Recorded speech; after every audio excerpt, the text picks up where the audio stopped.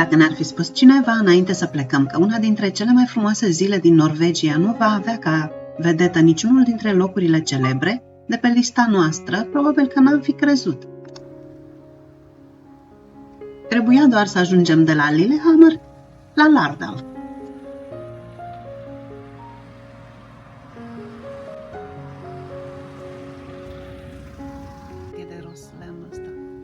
Numai că între cele două locații am găsit biserici vechi de sute de ani, sate pierdute printre munți, lacuri alpine și peisaje care deveneau tot mai dramatice cu fiecare kilometru. Povestea începe însă la Lillehammer. Pentru noi era una dintre primele opriri adevărate pe lungul drum din Belgia spre Norvegia și a fost prima noapte dormită în Norvegia.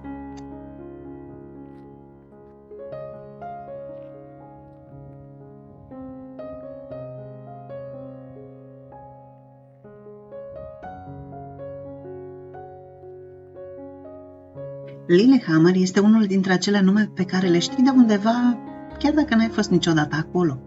Jocurile olimpice de iarnă din 1994 le-au pus pe harta lumii, iar trambulina de sărituri cu schiurile este probabil imaginea lui cea mai cunoscută. Prima noastră întâlnire cu Lillehammer a avut ceva din imaginea aceea de Norvegia pe care o ai în minte înainte să ajungi aici. În zona satului olimpic, căsuțele din lemn cu acoperișurile lor verzi, acoperite de iarbă și plante, se integrează atât de bine în peisaj, încât parcă muntele continuă peste ele. Și chiar aici, la 2 pași de satul olimpic, am găsit loc de campare, recomandat pe Park for Night, unde am petrecut alături de alți oameni noaptea în mijlocul pădurii.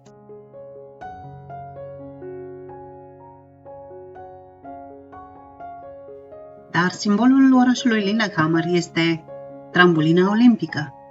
Ea domină orașul și, dacă urci în partea de sus, cum am urcat noi, recompensa este una dintre cele mai faine priveliști din zonă. De aici vezi orașul întins în vale, lacul în depărtare și munții care încep să se contureze și conturează peisajul spre care urma să plecăm și noi.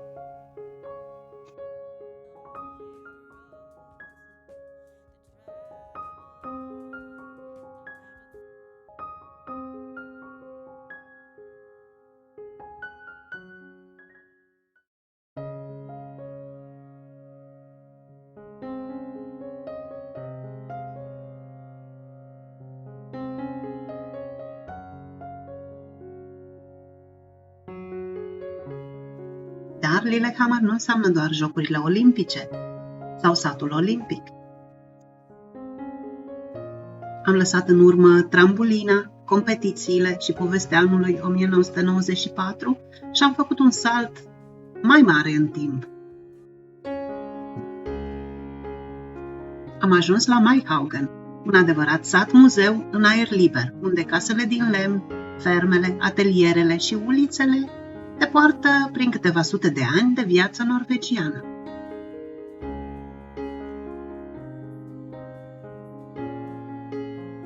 Merită însă văzut și de sus. Ridicând drona, satul începe să arate cu totul altfel. Printre copaci apar gospodării răsfirate, căsuțe din lemn, ambare, acoperișuri verzi, iar pentru câteva clipe ai impresia că privești un mic sat norvegian de acum câteva sute de ani, ascuns printre dealuri.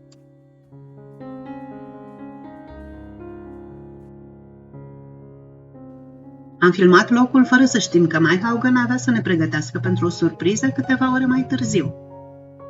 Pentru că în acea dimineață priveam aceste case ca pe o parte din trecutul Norvegiei.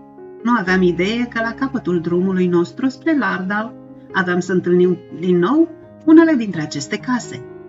Iar de data asta nu mai eram într-un muzeu. Eram într-un sat adevărat. Dar să nu ne grăbim, mai avem de parcurs drum lung până în Lardal.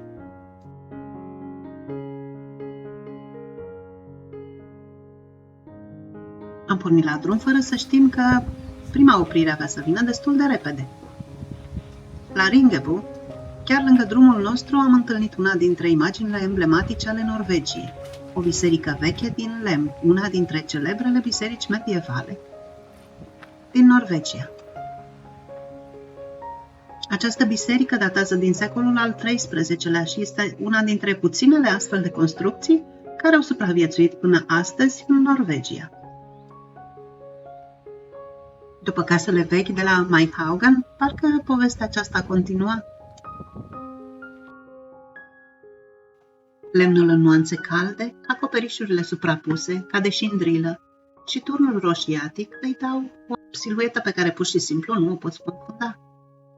Și-am oprit, bineînțeles, să o vedem de aproape.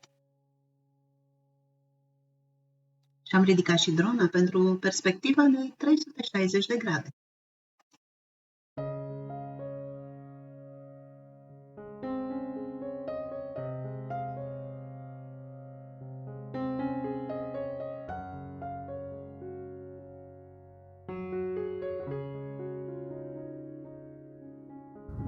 Iar după Ringebu, drumul avea să ne ofere și alte motive serioase de a ne opri din loc în loc, pentru că încet, încet, peisajul în jurul nostru începea să se schimbe complet.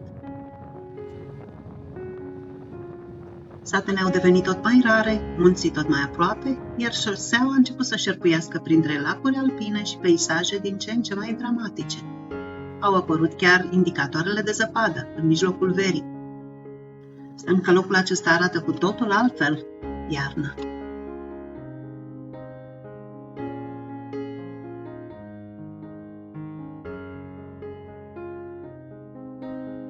Undeva de-a lungul drumului am încetat să ne mai uităm la ora sosirii.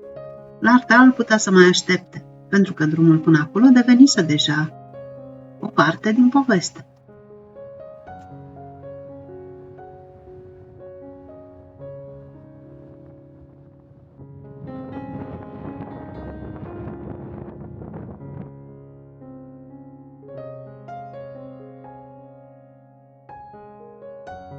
Pe măsură ce înaintam, peisajul devenea tot mai aspru. Pădurile au dispărut, vegetația rămânea măruntă, lipită de pământ și în jur doar stâncă, apă, aici colo zăpadă și munții golași.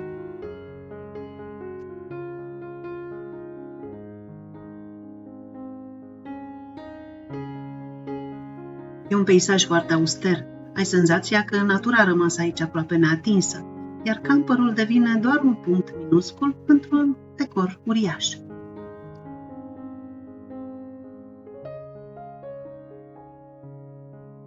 Și tocmai când începusem să credem că drumul nu mai are cu ce să ne surprindă, Norvegia a schimbat din nou decorul.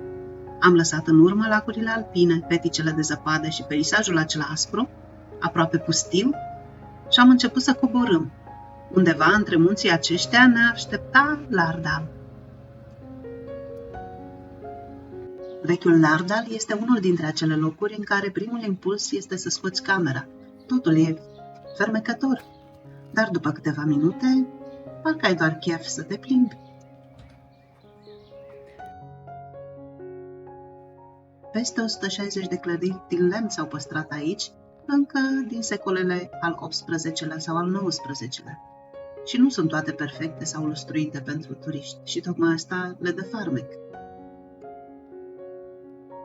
O casă albă, una galbenă, alta roșie, ferestre mici, pridvoare, flori, garduri și străduțe de parcă timpul a trecut ceva mai încet decât în restul lumii, și toate înghesuite între munții uriași care înconjoară valea.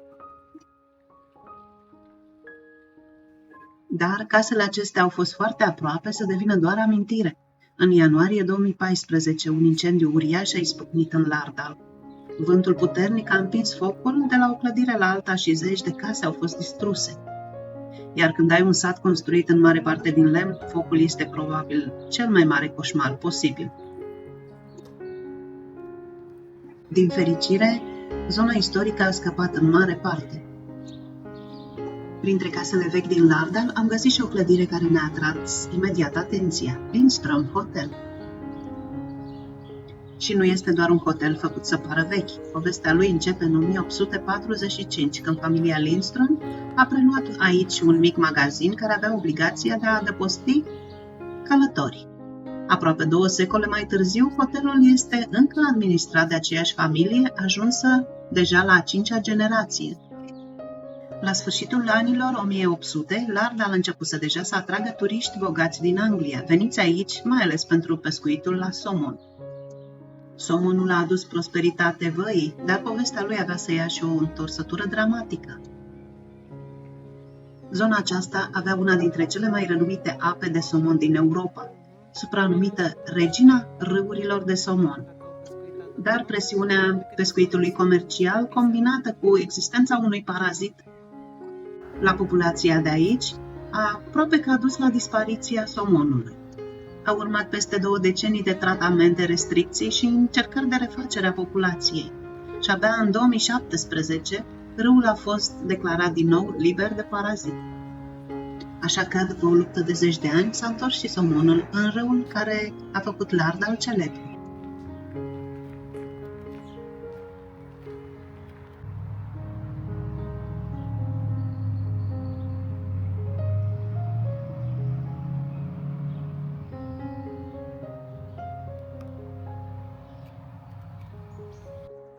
Lardal e un petic de Norvegie veche care a refuzat să dispară. A doua noastră noapte în Norvegia am petrecut-o aici. Și-am ridicat drona și ne-am bucurat de priveliște și am înțeles cât de frumos și special era acest loc.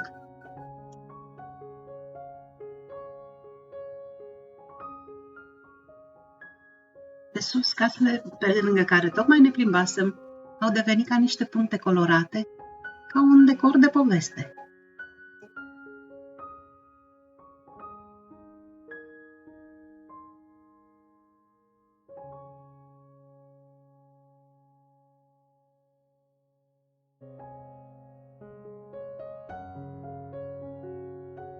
Și apropo de poveste, fără să știm atunci, Lardal ne oferea doar prima întâlnire cu o poveste pe care aveam să o regăsim și mai târziu.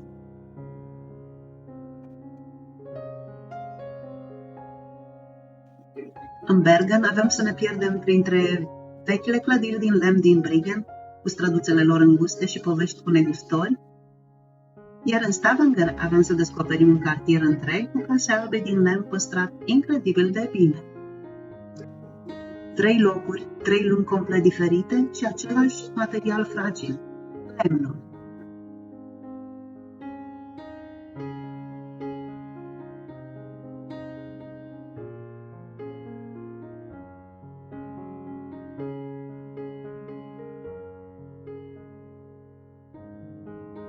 Dar dintre toate, Lardal avea ceva aparte, pentru că aici nu venisem doar pentru el, venisem și pentru că nu era aglomerat. Și poate că, văzut de sus, între munții aceștia enormi, îți dai seama cât de ușor ar fi fost să dispară.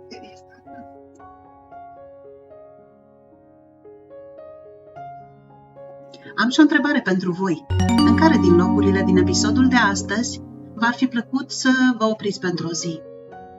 La Lillehammer, Ringebu, lacurile alpine, drumul prin munți sau poate Lardal? Alegeți unul și spuneți-mi în comentarii. Sunt curioasă. Iar dacă v-a plăcut să veniți cu noi de la Lillehammer până aici, dați-ne un like, nu vă costă nimic, iar pentru noi contează enorm. Și dacă știți pe cineva care visează la Norvegia, trimiteți-i clipul. Îl luăm cu noi în călătorie. Și acum nu plecați prea departe, pentru că în episodul următor începe Norvegia pe care noi o așteptam de când am plecat acasă. Dar până să plecăm la Aurlandsfjord, Stegastein și Flam, mai avem o seară în Lardal. Fără traseu, fără obiective, doar noi umblând hai-hui, căutând ceva care ne place.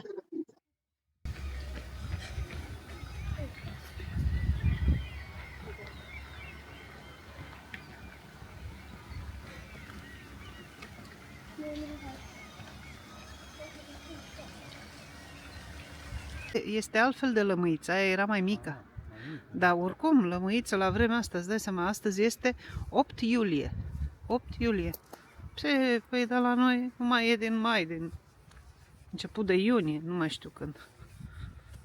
Oricum, e cu mult întârziată flora. Am văzut și liliac înflorit azi.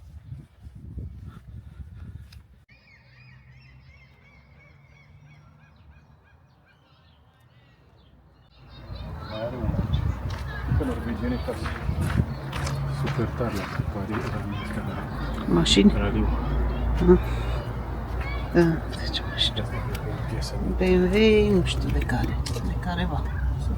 Habar n-am.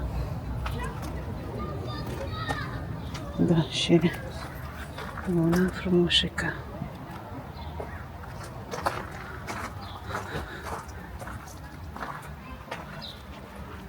Ce model e asta?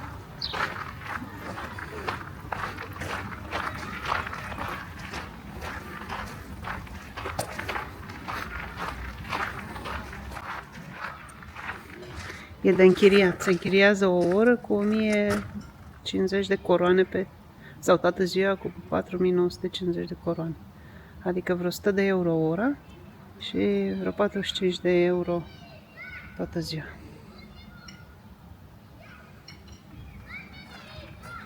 Frumos!